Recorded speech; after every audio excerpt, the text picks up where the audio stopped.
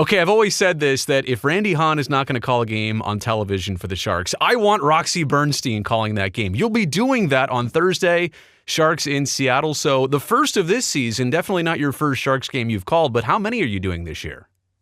As of now, I think I have two. There's a home game against Nashville in March, which I'll be doing on ESPN Plus, I think with Cassie Campbell Pascal. But I'm fired up for this game, Brodie. It's funny when I called in, first did the Sharks for ESPN a couple of years ago and they played Anaheim.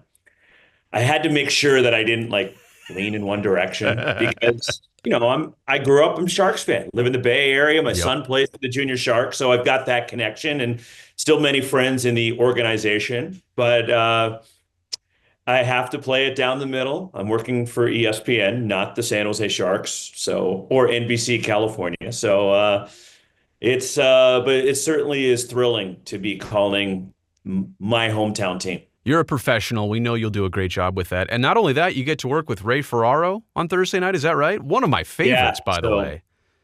I'm really excited. I've never worked with Ray before, so this is exciting for me. The majority of my games at ESPN, I've either been with Cassie, Kevin Weeks, Ryan Callahan, but this is fun. When I saw this assignment come out, especially not just that I'm with Ray, and it's not on ESPN Plus, it's on the Big Dog, it's on main ESPN, and Seattle, San Jose, this is a great opportunity for me, and I'm thrilled to be working with Ray. And back to your point, a Bay Area native, and a lot of people associate you with Cal for a lot of good reasons and a long tenure and standing that you've had there. But just remind us of your ties to hockey. I know you play hockey. You just mentioned your son is part of the Junior Sharks. So there's a lot of like real, actual Sharks tangible connections here. Long time ago, my first NHL broadcast was filling in for Dan Rusanowski. That's right. When he had the car accident, right? Yeah, when he had that horrible car accident, Yeah. Thanksgiving weekend of 2000. And that was my first hockey game that I ever called. I mean, I practiced it, but I'd never called a game actually, whether on radio or TV. And I already had many friends in the organization and knew people well. And it was, unfortunately, it came in that circumstance, filling in for Dan. And luckily, everything was great and Dan turned out to be okay. But it was a scary time for Dan, I know. But it was a great opportunity for me to call about 25 Sharks games during that season. Daryl Sutter was the coach at the time, could not have been better. The front office was fantastic to me. And working with Pete Stemkowski back then, Randy and Drew were doing TV. And it's funny that the first night, I got the call like at 5 o'clock, literally, for a game that was starting at 7:30. And I was up in San Mateo, and Ken Arnold, who was the VP for the Sharks at the time, in charge of communications and broadcast. This is how long ago it was, Brodie. I had a pager. And I get, beep, 408. beep, beep, beep, beep. Exactly. With his number and a 911 next to it. Oh. And I'm going, okay, this is random. This is odd. What's going on? So I called Ken right away and said, are you coming to the game tonight? I'm like, I wasn't planning on it. Why? What's going on? Well, we really need you to be here. Dan was in a little car accident. Didn't clue me into how bad it was. Yeah. And we need you to do the game for Dan. Can you come? And I'm like, all right, I'm on my way. So literally was 10 minutes from my house, went home, threw my suit on and headed down to the Shark Tank. And my head was spinning, right? Luckily, they were playing the New Jersey Devils, who were the defending Stanley Cup champs at the time. And I was really familiar with the Sharks. And I'm walking in and I'm all kind of head spinning and trying to piece this together. Okay, how am I going to pull this off? Right. And Randy could see that I was like going a million miles an hour in my head. Just to calm me down, he puts his arms on me and says, remember, it's Mark Smith. The easiest name to pronounce. Exactly. And I just started laughing and cracking up. And then Drew hands me his line combinations and charts and says, hey, look, you need these more than I do tonight. Wow. And those two could not have been better. Working with Stemmer was awesome. And how crazy is this? You fast forward 20 plus years later, my son is playing for Mark Smith on the Junior Sharks. It comes full circle. And It's amazing. hockey is a small world, but Yes, full it's circle like amazing. that is pretty amazing. That is crazy. As you watch the Sharks of this season, I feel like they're a really interesting study in that their record from this year and this point in the season compared to last season at this point, it's not that different of a record. However, if you're watching these games, they feel different. There's a different vibe and a buzz. And so from the outside, yeah, the records are similar. But from the inside, what do you see as being different last year to this year? First off, just I think there's an energy about this team, and there's some optimism and hope that, okay, there is a path forward Yeah, with this team. And with all the young talent that Mike Greer has assembled and retooling this roster, and it's not just Macklin Celebrini, who obviously everybody's in love with of and course. loves watching them play.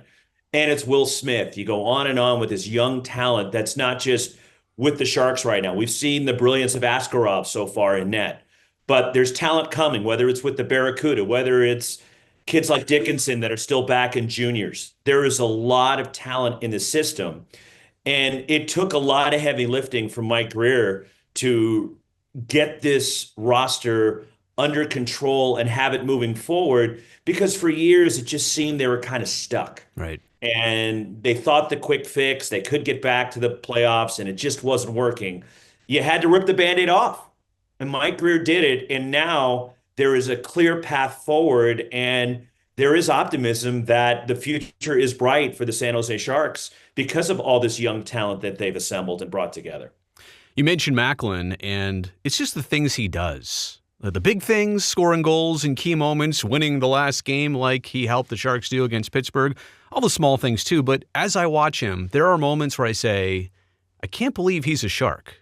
And I go back to the lottery draft and the Sharks getting the number one overall pick, but also getting that number one pick in a year where a player like Celebrini was there, right? An NHL ready player. Let's be honest. Sometimes the first pick overall isn't even ready for the NHL for a couple years, but Macklin was ready. There's no question about that. When you watch 71, what impresses you? What do you see? What stands out? Well, certainly the offensive talent and the skill is there. But Brodie, what jumps out to me more than anything is the compete level. Mm-hmm. That he's got that drive, that it factor, and you never really know about a player. You can see their talent, and you think when you watch him in college or whether he's playing USHL or international competitions, that you think it's there, but you're not sure until they get to the NHL. Now that you've had a half a season of Macklin Celebrini, you see that compete level and those leadership qualities that, okay, I'm saying this after a half of a rookie season, Right. but there's no doubt to me this is a future captain of this organization, Yeah. that he's got those it qualities that you love to see. He's going to be a legitimate number one center. And I haven't seen anything that would discourage that, from my opinion. And I don't think I'm alone in that regard. But it's the intangibles with the talent. And you mentioned how amazing it is that the forces lined up. And with the ties to the Bay Area and being a former junior Shark, it was a perfect scenario for this organization and truly what the Sharks really needed. Surreal, honestly. And we're months Yeah. removed from all of that happening. And again, I still look at it and say, wait, is this real right now? And the way it's unfolding. You mentioned future captain material. How about the current captain? And there are a lot of nights where I just think about this team and look at their performance and I say, man, they just miss a Logan Couture. And I mean on the ice, of course, his production, his impact on a game, but I also kind of mean like his presence in the room. And I think it's just such a rough thing. And a guy like that, a competitor like that, if he can't go, you know something is drastically wrong for this long. I just feel awful for him Yeah. because we've spent time around him. Yeah. We know how desperately he wants to be out there and playing, how much he loves to play, and how much he'd help this team, Yeah. and the way he'd be able to groom guys like Celebrini and Smith and Eklund and help them develop not just on the ice, but off the ice and be a great presence in the room. And it has to be just killing him that Yeah. he can't play. And it has, when your body betrays you, there's nothing you can do. And physically, he just can't compete right now. You hope at some point that he can get back on the ice and help this team. but you never know if or when that's going to come. And I'm just sick for him. Yeah. And first off, as you know, Brodie, what a great person he is. Just a little story. Like my son had a birthday early in COVID years ago, and he was turning 9 at the time. And I reached out to somebody at the Sharks that my son was really down, that he couldn't see his friends. It's his birthday. And he got Logan Couture to send my son a video message Oh, wow. that he recorded on his phone and sent it to my kid. And that has always just stayed with me, just the type of character and person that he is, that he would take time out of his day. Now, granted, we're all home, we got nothing to do, early in COVID. But still. But he made the effort to do it, send it over. And I've always had a special affinity for Logan just because of that. That's awesome. And that's not surprising, although Logan never even texts me back anymore. So I guess he realized the opportunity there. Not even who are you? I'm kidding. It just takes a long time to reply. Everybody looks at Yaroslav Askarov and they're going back to Nabby for some reason. And maybe it's because there was a Sharks connection with Nabby. It just felt like Nabby was a great fit for the team. I know some of it is the national heritage of both. It's similar. But my point is, I don't know why everybody's feeling this way, like Askey and Nabby are so well connected already. How do you feel about watching Askarov and what he's done so far? Well, the talent, you can see it, and the athleticism that he has in goal.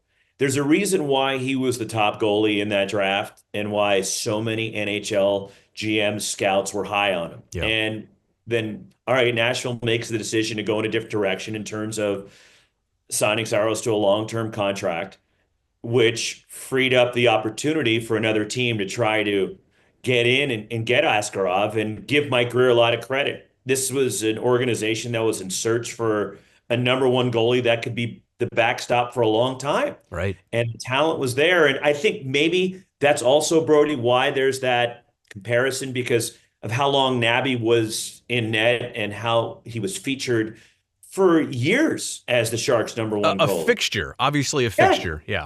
But the crazy thing is, he was. And anybody who told you that they thought Nabokov could do what he did is full of it, because he wasn't the guy. They brought in Steve Shields to be the goalie, and then Steve Shields gets hurt, and oddly enough, that's when I was filling in for Dan. And when Nabokov took off and took the reins as being the Sharks' franchise goalie, and all of a sudden Steve Shields became, unfortunately, an afterthought for him and an ankle injury that did it. But Askarov was brought in with a specific purpose. Yeah. This is you have the opportunity to be the franchise goalie here. That's the difference I see between the two, but the talent is unmistakable. Askarov is going to be, I think, a star in this league. Nabby obviously won the Calder, and the only thing that would stop Askey from winning the Calder is obviously not enough starts. But Macklin probably gonna step in that spotlight ahead of Askarov. Let's get to this matchup and the game you're about to call. Now, the Sharks beat the Kraken twice in that back-to-back sequence. I think that was right around Thanksgiving, November. What does your pre-scout tell you? I know you're going to put a lot of work into getting, and you have a basketball broadcast ahead of this, by the way. You do it all. What's your pre-scout? I just go where they tell me, Brodie. I'm just happy to be employed. Very versatile, very versatile. What are you seeing in this matchup? Well, Seattle's desperate because they still vision themselves as being on the periphery of the playoff race, even though there's a lot of teams in front of them. They're going to have to go on a ridiculous run. And you're looking at stretch where they probably have to, go 23-7 over this next run to give themselves an opportunity, but they still view themselves in playoff contention. Yeah. So this is a desperate team, and these are two huge points for Seattle in this game. And some of the acquisitions, you bring in a Chandler Stevenson from Vegas. They brought in a couple of D guys that were in Florida to try to give a veteran presence and some winning culture into the room. And it appears that they have a new number one goalie, and DeCourt has taken the job and run with it for them. Mm-hmm. But they're going to have to make a push, but they're also in a unique spot, because if they don't all of a sudden hit a really good run here leading up to the trade deadline, maybe they become sellers. Yeah. And I think this is a interesting time for the Seattle Kraken in terms of the landscape, not just for this season, but could determine the next few years. if you're going to make some moves and try to add to the organization. The Sharks know where they're at, right? This is clearly a team that's in rebuild mode, trying to feature these young players, get some talent. There's some key veterans that are playing well around them. But Seattle's in a different boat, and they have to figure out exactly what they're going to be here down the stretch of this season. I like their head coach, Dan Bilesma. He was out of the head coaching industry for quite some time, but glad to see him back. And yeah, they've got Schwartz, McCann, Bjorkstrand. I mean, this is a talented team, I think, underperforming to what a lot of people maybe expected from the Kraken this year. Roxy, I'm going to close it out with one last very big picture question here, and I think we can both have our thoughts on this. We can both relate to this. Have you ever daydreamed about what it will be like someday in our lifetimes when the Sharks win a Stanley Cup? How hockey might be different, how the Sharks might be different, how culture might be different in San Jose and the Bay Area once they finally do it for real? Well, with that great run of success for 20 years, you thought at some point it was going to come. Mm-hmm. It wasn't just in 2016 when they played the Penguins in the Cup final, but the President's Trophy, all those great seasons, and making a Western Conference final a number of times. And you look at all the tremendous players that came through, you were optimistic it was going to come. Right. And look, I think the growth, it took a while for the Bay Area to grasp hockey and the concepts of it. And now we're seeing the waves of it, right? With the younger generation, the success of some of the junior Sharks teams, players, Macklin Celebrini. You look around the league, Dustin Wolf, right? I mean, all the kids that have had local ties are influenced by the San Jose Sharks.